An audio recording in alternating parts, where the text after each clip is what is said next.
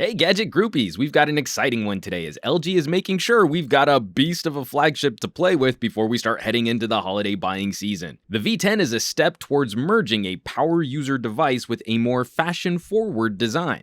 So let's see if this monster lives up to the hype. Walking around the hardware, this phone is big. It's noticeably bigger than the G4 and it's a touch larger than the Note 5 and S6 Edge Plus. We'll talk about the ergonomics at play here in a bit, but this size gives off a bold first impression. We've got dual displays on the front face. The main screen is a 5.7-inch Quad HD LCD clad in Gorilla Glass 4, which is slightly larger than the G4 display. Above that main screen, we have a little ticker display, adding another slider for shortcuts, quick controls, and notifications. This screen stays on in a low power mode when the main LCD is off, giving you at-a-glance notifications like some of the low power options we've seen on phones with AMOLED displays. To the left of that ticker, we have a pair of front-facing cameras. These cameras have different focal lengths. One has a narrower field of view for more focused selfies, the other has a wider field of view for better group shots. Above that, we have a decently loud earpiece for phone calls with the ambient light sensor positioned off to the side. As is typical for modern LG phones, there are no controls housed on either side of the phone. But as this is LG's first move in creating a fashion brand of phone, these rails are made out of stainless steel, a more rigid and durable metal than the aluminum we usually find on other phones. LG is advertising a mil-spec 810G rating for drop-in shock resistance. The bottom of the phone is where we'll find the 3.5mm headset jack, micro USB port, main calling microphone, and the bottom firing speaker. We have a separate video where you can hear the sound quality from the V10. Spoiler alert, it's an improvement over the G4 and iPhone 6s, but won't unseat proper front-facing speakers like those found on HTC devices. The top of the phone holds the secondary microphone, and happily, LG still includes an IR blaster to use this device as a universal remote, a feature we use a lot in my household to control our TV and stereo equipment. The back of an LG is where all the magic happens. The power button now doubles as the fingerprint scanner to unlock the handset. It's flanked by volume up and down buttons. A double tap on the down volume button launches the camera. The top will launch LG's Memo app. Above those controls, we have the 16-megapixel camera flanked by a light sensor, an LED flash, and the laser autofocus module. While the sides are steel, the rest of the phone is clad in a premium-feeling soft-touch silicone. It's an attractive combination of materials which feels really nice in the hand, and the V10 becomes something of a spiritual successor to some of my past favorite phones like the Note 4 and Lumia 930. These materials should age well over time as the synthetic backplate is molded out of a colored material, not simply painted. In mounting the phone in a tripod cradle, I accidentally gouged part of the backplate, but as it's the same color throughout, blemishes will fade into the color of the phone like we saw with the colored polycarb on Lumia smartphones. Regardless, I'll happily celebrate more companies offering up options for colors on flagship devices. The back is removable and we still have the ability to swap the battery and add a memory card. The V10 has the same capacity battery as the G4 at 3000 mAh, but it comes in a different form factor, so G4 batteries will not be compatible with this new phone.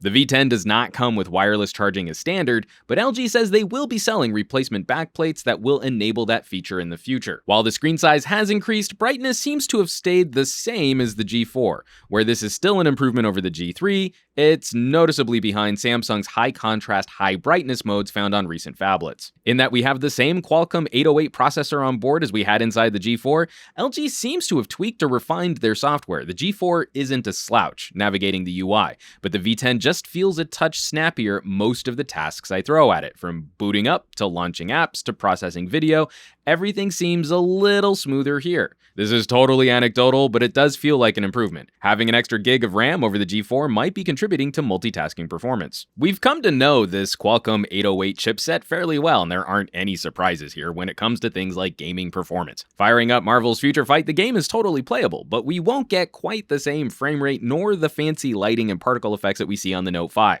I've mentioned before as a metaphor, if the newer Samsungs are like gaming PCs, the V10 moves us down to a console-grade gaming experience, PC Master Race for life. I'm just so happy to see LG position this as a premium handset and to see the V10 serving up 64 gigabytes of built-in storage with so much of this phone focused on high-quality multimedia playback and creation. The cloud is handy for a lot of things, but when shooting absurdly high bitrate video, you'll depend on the built-in storage, and here LG gives you plenty of elbow room, plus the ability to add more via micro SD card. Focusing on what's new, LG has brought a fantastic fingerprint scanner to the table, building it into the power button on the back back of the phone. I don't think it's faster or more accurate than the scanner in the Note 5 or S6 Edge Plus, but the position of the scanner makes it far easier to reach and use without having to reposition the phone in your hand. There's no dance to reach a bottom-mounted home button, so I find I'm better able to unlock the V10 than I can larger iPhones or Samsungs. Alongside software tweaks like providing a shortcut for the notification shade, LG has done a very good job of addressing some of the size concerns with this handset. Now, much noise has been made about the high-quality audio hardware on board for the headphone jack, LG supplying a 32-bit digital to analog converter, and with good reason. It's a marked improvement over the G4. In performing a listening test between the G4, V10, iPhone 6s, Galaxy S6 Edge Plus, and the HTC M9, the V10 now moves up to the premier tier of audio playback. Compared to the G4, the V10 was approximately 3 decibels louder, which is noticeable but not an extreme improvement. Where this DAC excels, though, is in offering a much quieter noise floor. The background hiss or air produced by the G4 was 10 decibels louder than the V10. Your signal-to-noise ratio on this new flagship is substantially improved, which does significantly impact the overall music listening experience, especially for those of us that store our music collections as high-quality or lossless files. Compared to the rest of the smartphones I tested, the V10 was a decibel quieter than the M9, which barely hangs on as the top pick for headphone playback. With a similar noise floor, the V10 was a decibel louder than the iPhone 6s and 2 decibels louder than the S6 Edge Plus. Subjectively, I would say the Galaxy had the most even or flat audio reproduction, and the iPhone was most prone to the smiley face EQ trick of boosting bass and treble. The iPhone did the best job of rumbling my skull, but also had the most issues with sustained highs becoming shrill. The V10 and the M9 fell in between Samsung and Apple in providing punchy, colorful audio, but with fewer instances of distortion. LGs in the past have been plagued with mid-pack to outright poor audio playback, but the V10 catches up with the best this market has to offer. LG's selfie game is more versatile thanks to these dual camera sensors on the front face. Now, I can't find any situations where I think these things are actually working in tandem, but we do get optical options for a wider or more narrow field of view. Resolution is capped at 1080p for video, and it's decent quality, but everything is full auto here. Auto white balance, auto color, auto exposure, and there's a nasty tendency to overexpose. We don't get manual controls with the front-facing cameras. Returning from the G4, there's an option to improve illumination for your selfie photos by using the screen as an additional light source. Now, unlike the iPhone, which uses your screen like a burst flash, what LG does is it shrinks down your composition window and then borders it by skin tone friendly brighter sections. It should be more than adequate for all of your low light duck face selfie needs. The camera app gets a healthy update over the G4. We have a separate video detailing the actual camera quality, which is linked below this video, and it's the most comprehensive camera review available online. Spoiler, the V10 is now my top contender for smartphone camera of the year. This is built largely on the improvements to video. The G4's manual photo controls were strong, and the V10 provides those same controls for video. At any aspect ratio, resolution, frame rate, or bitrate, you can control exposure, ISO, shutter speed, white balance, and manual focus. For those concerned that the video bitrate on the G4 was too low, you can now control video quality up to 64 megabits per second while shooting UHD. This results in humongous video files weighing in at around 460 megabytes per minute of video. Frame rates slide from a cinematic 24 frames per second up to 60 frames per second for capturing liquidy fluid movement. While the UHD video mode is solid, maybe the happiest surprise was had in playing with their Cinema HD mode. I initially wrote it off, thinking it would just be a letterbox crop from 1080p, but instead found it was a proper 2K 21:9 ultra widescreen frame. This mode allows us to shoot a higher than HD resolution of 2560 by 1080 at all frame rates up to 60 frames per second. It's an excellent halfway point between HD and UHD, providing a bold cinematic view at a stunningly smooth frame rate. LG's multi-microphone array is a significant improvement to capturing audio. While it doesn't quite catch the amazing mics built into Lumia, it's noticeably better than the G4 at filtering noise and minimizing distortion. While in manual video, you also have the ability to control the gain and direction of the audio recording, and we have a proper demonstration of that feature in our separate camera review. While in the camera app, the mini ticker display provides additional functionality, docking shortcuts to camera modes and functioning as a zoom slider while shooting video. In showing off the V10 to friends, that ticker has largely been written off as a gimmick, which is actually a bit disappointing.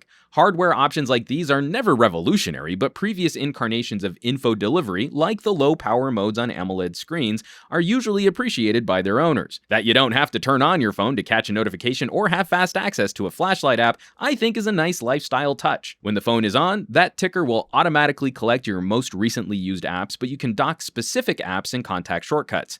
You can also use the ticker to display music controls and calendar updates. In daily operations, I've found this second screen arrangement to be more flexible and more useful than the customization option Samsung provides Edge users.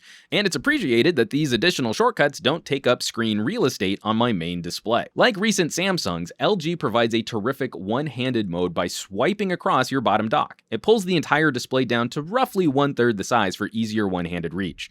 While LG's animation transitions are more fluid than Samsung's in screen shrinking, the gesture to activate this mode is a little less reliable than the home button triple click on the Edge Plus. You do have more options for customizing this mode, however, changing screen position and size, while the Edge only gives you right or left hand positions. The V10 will remember your size settings, but oddly defaults to a right-handed arrangement regardless of where you position the window. Overall, this is better implemented than Apple's current screen shrink, which pulls the top of the screen down but leaves the width the same. Usually that's the direction I have more trouble reaching with my petite paws. LG has steadily increased the number of apps available when using dual screen mode, but their implementation is still behind Samsung's in a number of offerings. It's a situation that should be corrected by Google in providing us true app multitasking native to Android. But until then, at least you can cover the basics here with messaging options, web browsing, mapping, and YouTube. Reception around town has been solid. On AT&T's network, I am using an unlocked variant here, which doesn't include full support for all of AT&T's LTE bands, but I haven't run into any serious issues using Big Blue's network.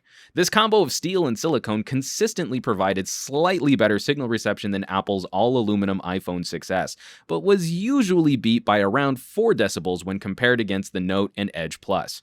Call quality from the earpiece is better than mid-pack, and I'm happy to hear that Bluetooth audio playback suffers from less of the whine and hiss found on the LG G4. Battery life has been very similar to the G4 under most usage scenarios. LG's offerings using Qualcomm chipsets have fallen slightly behind Samsung and Apple when it comes to standby times, but we still get very good low-power usage when the screen is off. Single-task usage performs about where we would expect it to, like on our video playback test, streaming 30 minutes of HD video over Wi-Fi. The V10 drained about 8% of its battery, very close to the G4 even with the slightly larger screen and always-on ticker display. It's a perfectly capable setup to provide day-long runtime, lasting me past dinner during notification-heavy days. Where there will be a concern is power draw while shooting video. The V10 processes over twice the bitrate of the G4 at max quality, and that has a noticeable effect on runtime. Shooting my camera reviews, the V10 drained faster than the G4 and shooting a similar amount of video. There are, of course, differences in daytime temperature and screen brightness to account for, but the 808 processor seems to be working a little harder at saving those bigger video files. Qualcomm's Quick Charge is on tap. While not quite as fast as Samsung's solution, you can charge 60% of the battery in approximately 30 minutes. Plenty quick for topping off the battery throughout the day. Now, lastly, I usually ignore any headphones included with the phones I review, as in my experience, they're often terrible. But LG's partnership with AKG, one of my favorite microphone manufacturers, has resulted in a surprisingly decent headset. Driver housings are made out of metal, which will match your phone's color. We get a 3-button microphone housing that can be used to play and pause music, answer calls, activate Google Now, and control volume. Clear highs, crisp attacks, bouncy bass. They won't win any awards opposite premium headsets and earbuds, but they're worth a listen. I wouldn't automatically chuck them after opening the box. So where does that leave us with the LG V10? LG's first serious attempt at making a fashion phone is a doozy. It's an exciting conversation as tech becomes more lifestyle. If I were giving out awards, LG would easily take the Most Improved Award of 2015, where their phones were 3 years ago compared to what they're producing today is startling evolution. Even the subtle tweaks and build improvements over this year's G4 are welcome replies to many of the criticisms I've levied at this brand. For us geeks who care about form and function, the V10 represents a clear shot at Samsung's current strategy of delivering prettier gadgets while removing features like removable batteries, SD card expansion, and universal remote controls. The size will be a concern for some folks, and while I'm not the biggest fan of phablets, the customizations provided for improving the ergonomics on this device did improve my hobbit hand experience of using a phone this large.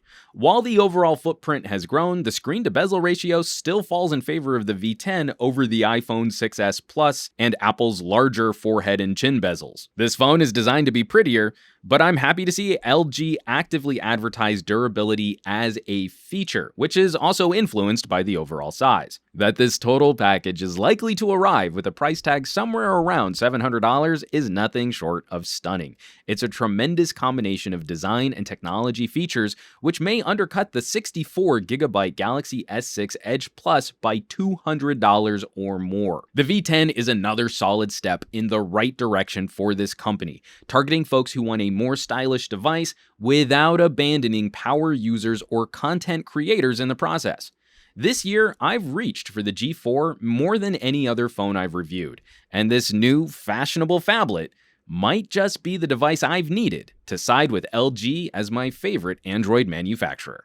As always, folks, thanks so much for watching. Be sure to subscribe for more reviews like these, and I would not be able to continue producing on this channel if you all weren't out there supporting it, either by hitting the fan funding, shopping via my Amazon affiliate links, subscribing for a loot crate, grabbing yourself a free audiobook using the links below this video, or by sharing my videos on your favorite social sites like Twitter, Facebook, Google+, and the Reddit. So please keep bringing more cool people to the party. Hit that thumbs up button, and I will catch you all on the next review.